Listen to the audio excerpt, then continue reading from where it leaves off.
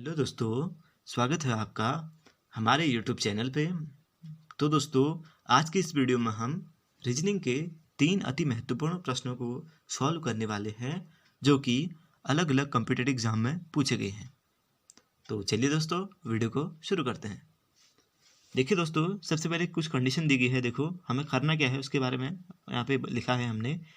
निम्नलिखित समीकरण को संतुलित करने के लिए उचित गणित के चिन्हों समूह को चुनिए।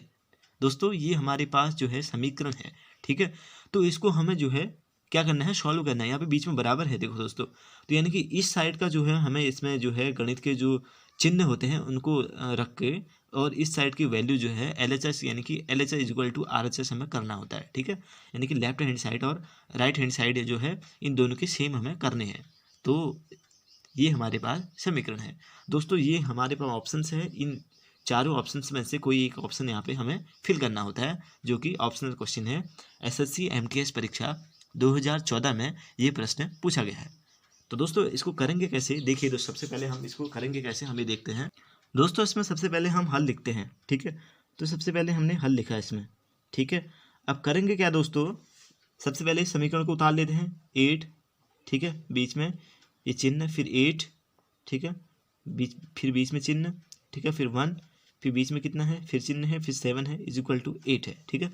अब हमें इसमें वैल्यूज रखनी है, ठीक है। अगर हम सबसे पहली वैल्यू को अगर हम इस जो है चिन्ह समूह को अगर हम इसमें रखते हैं तो देखते हैं इसमें कितना आता है। तो दोस्तों, हमने यहाँ पे रखा 8, ठीक है, बीच में ये चिन्ह है 8, ठीक है, फिर बीच में चिन्ह है, फिर 1, फिर बीच में चिन्ह है, फिर 7 इज इक्वल टू 8 है। अगर हम बीच में सबसे पहले मल्टीप्लाई रखते हैं तो 8 इंटू 8 हो जाता है, ठीक है। फिर क्या, कौन सा सिंबल रखना है, फिर डिवाइड रखना है, ठीक है, 1 रखना है, फिर बीच में कौन सा सिंबल लिखना है, प्लस रखना है, फिर 7 इज इक्वल टू 8 है ना, ठीक है। अब 1 का भागा हमें 8 में देना है तो कितनी बार जाएगा, 8 बार जाएगा। और 8 गुणा 8 कितना होता है, 64 होता है। इसको हम ऐसे ही छोड़ देंगे दोस्तों, फिर हमें इसमें प्लस करना है और यहाँ 8 है, तो ये वाला तो पहला वाला तो बनेगा नहीं, ठीक है। अब हम दूसरा वाला देखते हैं। दूसरे वाले में क्या करना है, देखो दोस्तों, 8 है बीच का, इसकी जगह पे कितना रखना है, प्लस 8 प्लस, फिर कितना है 8 है, फिर क्या है डिवाइड, फिर क्या है 1, ठीक है, फिर क्या है फिर है मल्टीप्लाई, ठीक है, फिर कितना है 7, ठीक है, बराबर 8 है। अब देखो कितना आएगा इसमें भी, 8 धन कितना आ जाएगा, 8 आ जाएगा, और गुणा 7, 8 से था 56 होता है, यानी कि 56 होता है। फिर इसमें 8 जोड़ना है, यहाँ 8 है। ये वाला भी नहीं होगा दोस्तों, ये वाला भी नहीं है, ये वाला भी नहीं है, ठीक है।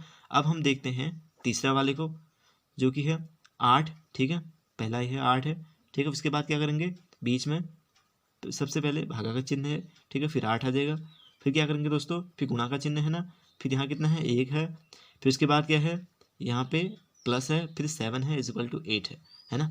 अब क्या होगा, देखो दोस्तों, 8 का भागा हमें 8 में देना है तो 1 आ जाएगा, ठीक है, 1 गुणा 1, ठीक है, धन 7 बराबर 8, ठीक है। ये कितना हो गया, 1 धन 7 बराबर 8, यानी कि 8 बराबर 8, ठीक है, आ गया ना। यानी कि LHS और RHS दोनों इसमें सेम है। इसके कंडीशन के अकॉर्डिंग चलना है। हमें यहाँ पे प्रश्न में दिया गया है कि समीकरण को संतुलित करने के लिए चिन्ह समूह कौन सा आएगा। यानी कि कहने का मतलब है कि दोनों समीकरण जो है संतुष्ट हो जाए, ठीक है, समीकरण जो है संतुष्ट हो जाए।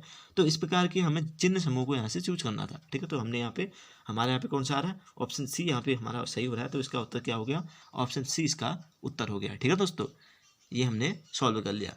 दोस्तों, अब हम बढ़ते हैं हमारे अगले प्रश्न की ओर। दोस्तों, ये प्रश्न हमारा SSC MTS परीक्षा 2014 में पूछा गया था। अब हम बढ़ते हैं अगले प्रश्न की ओर। दोस्तों, अभी हमारा अगला प्रश्न है।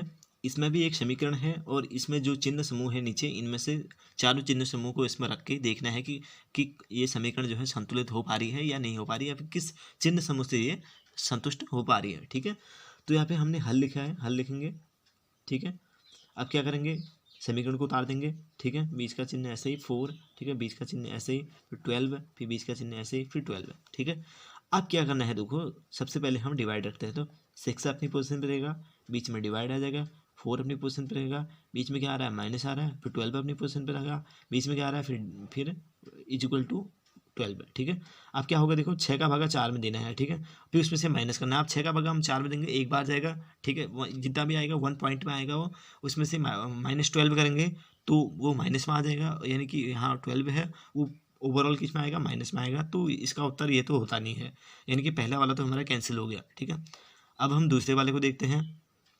पहला 6 है, ठीक है, फिर क्या है, प्लस है, फिर 4 है, फिर क्या है, फिर माइनस है, फिर क्या है, फिर 12 है, फिर क्या यहाँ पे कितना है, डिवाइड 12 है। अब क्या होगा देखो दोस्तों, यहाँ पे कितना आ रहा है, यहाँ पे आ रहा है 6, ठीक है।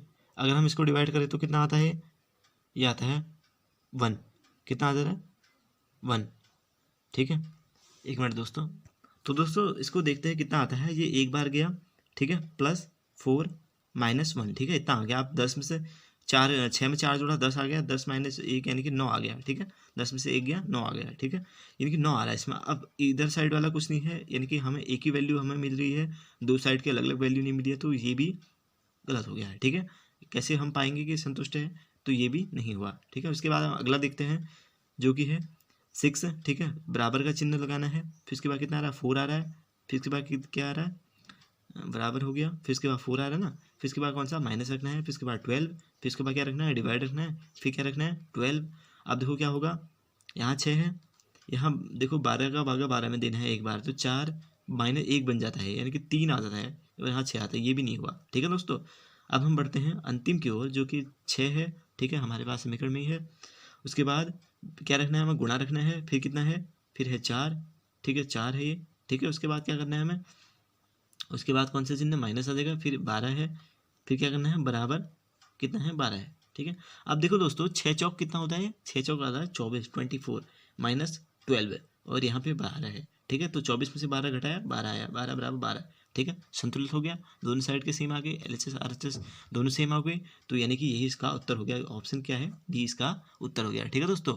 यानी कि SSC MTH परीक्षा 2014 में ये प्रश्न भी दोस्तों पूछा गया था। अब हम बढ़ते हैं दोस्तों हमारे अगले प्रश्न की ओर। दोस्तों अब हमारा अगला प्रश्न है 96, ठीक है, फिर यहाँ पे चिन्ह है 6, फिर यहाँ पे चिन्ह है 8, फिर यहाँ पे चिन्ह है 2, ठीक है। अब इसमें भी हमारे पास 4 ऑप्शंस हैं। उसके बाद इन्हीं जो जो गणित के जो है हमारे पास सिंबल्स हैं, ठीक है, सिंबल्स का जो ग्रुप है, इसी में से हमको यहाँ पे पुट करना है और इसकी वैल्यूज़ को निकालनी है, ठीक है। तो सबसे पहले हम हल लिखेंगे, ठीक है। अब क्या करेंगे, देखो दोस्तों 96 को लिखते हैं, ठीक है, ये सिंबल को रखते हैं, ठीक है, फिर 6, फिर ये सिंबल, फिर 8, फिर इस सिंबल को, फिर 2। अब क्या करना है, पहले डिवाइड है ना, 96 से डिवाइड कर देते हैं। फिर कितना आ रहा है, 6, ठीक है। फिर क्या है, यहाँ पे क्या रखना है, इक्वल, बराबर, ठीक है, 8, फिर क्या रखना है हमारे पास, मल्टीप्लाई, फिर 2। अब देखो 6 का भागा 96 में देना है, ठीक है। अब 6 का अगर हम 96 दे तो कितने बार आता है, 16 बार, ठीक है, 16 6 96 होता है ना, तो 16 बार, 6 1 6, 3 बज गया, 6 6 36, 16 आ गया, ठीक है, बराबर 8 दूना 16। देखो दोस्तों यही इसका पहला उत्तर हो जा रहा है, ठीक है, 16 बराबर 16, यानी कि इसके दोनों साइड के जो है बराबर आ जा रहे हैं, तो यही उसका उत्तर हो गया, यानी कि ऑप्शन ए इसका उत्तर हो जाता है। तो दोस्तों हमें करना क्या होता है, ऊपर जो हमें कंडीशंस दी गई होती है उसी कंडीशन के अकॉर्डिंग हमें चल के क्या करना होता है, जो भी हमारे पास नीचे से जो गणित के चिन्ह समूह है उन्हीं को हमें वैल्यूज यहाँ पे रखनी होती है, ठीक है। SSC CPO परीक्षा 2013 में दोस्तों ये प्रश्न पूछा गया था, ठीक है दोस्तों।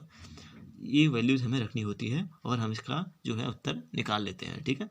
तो दोस्तों ये रही वीडियो, कैसी लगी आपको वीडियो हमें कमेंट करके बताना। अगर अच्छी लगी हो तो लाइक करना, चैनल को सब्सक्राइब करना। इसी प्रकार के अन्य वीडियोज आपको मिलती रहेंगी। तो मिलते हैं आप लोगों से अगली वीडियो में, तब तक के लिए धन्यवाद।